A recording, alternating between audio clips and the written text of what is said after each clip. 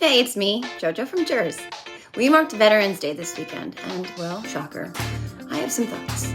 This is a very personal issue for me, actually.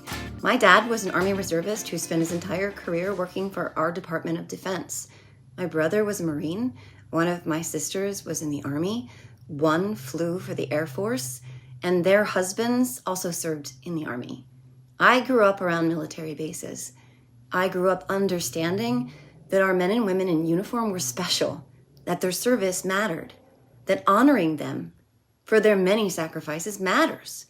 It's what is truly in my heart, and I will never abandon the respect and appreciation I have for all they do for this country. And what I find so offensive is that the same Republicans who vote against healthcare for our heroes spend days like Veterans Day posting about how they can't thank our vets enough, blah, blah. Enough? They haven't thanked them at all. I mean, they're lying. On the contrary, they effing bump fists when they deprived toxic burn pit survivors of their access to medical care. They vote against them at every turn. And the guy they worship hates the military. Hates them. When I interviewed Miles Taylor, he told me that Trump hated the VA more than anything. He wanted them stripped of all of their money. Why? Because he wanted to take that money and put it towards something useful, like a fucking vanity wall Mexico, as it turns out, was not going to pay for. But it's more than that. All of this military weirdness is about way more than that. It's very, very personal for him. He hates the military because they symbolize what his father did to him when he sent him away to military school. For a guy who didn't think rules should apply to him, the treatment he received in military school, under the thumb of military instructors, inflicted a lifelong, untreated, festering wound. One layered with anger, resentment, bitterness, insecurity, self-loathing, and rage. And all of that is tethered to the fact that he was rejected by his own father at a pivotal age, something he would pay forward to his own sons, by the way. He didn't like being subjected to the rules. He didn't like being disciplined. He wanted to do what he wanted to do. And so help him, someday, that's exactly what he was gonna do. His already malformed mind decided at an early age that he was better than those instructors who made him do push-ups. He was smarter and more powerful, and that following the rules and adhering to codes of conduct were indicative of weakness, not strength. He still believes that to this very day. Just look at who he mocks and who he praises. Mocking John McCain, General Milley, Mattis, Powell, Kelly, praising Kim Jong-un, Putin, Xi, and the Taliban and Hezbollah.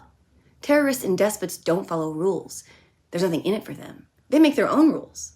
That is exactly what Trump wants. He wants to be a brutal dictator. He wants to be able to punish who he wants, how he wants. And he very much wants those generals of his to fall in line behind him, or they will pay the ultimate price. If, God forbid, he were to somehow get that second term he seeks, our men and women in uniform would be turned into his personal army.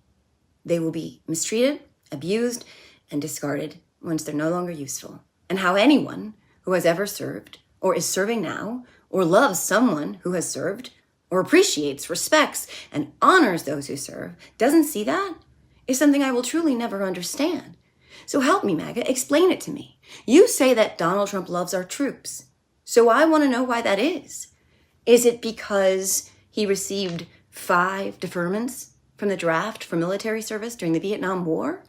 Is it because he demeaned a POW, attacked a Gold Star family, and insulted a military widow? Is it due to all the years he tried to slash benefits for our veterans?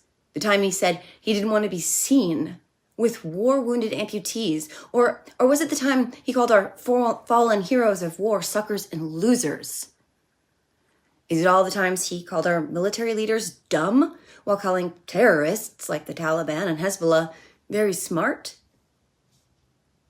Was it the time he demanded the flags after McCain's death be returned to full mast? Or the time he demanded that a ship bearing McCain's name be blocked from his view? Or was it when he stole and lied about our national security documents, potentially imperiling countless men and women in uniform? Was it then? Or was it when he suggested that the chairman of the Joint Chiefs of Staff deserved to be executed?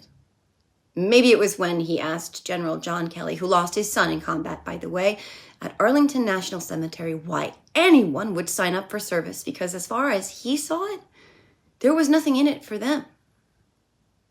So which of those things was it that made you believe he loved our troops? Because I'd really love to know. Keep an eye out for these shorts. I'm going to do my best to get them out Monday through Friday, but that's all for now. And you can definitely check out my full episode of my podcast, Are You Effing Kidding Me?, on Saturdays at 12:30, everywhere you get your pods. See you next time.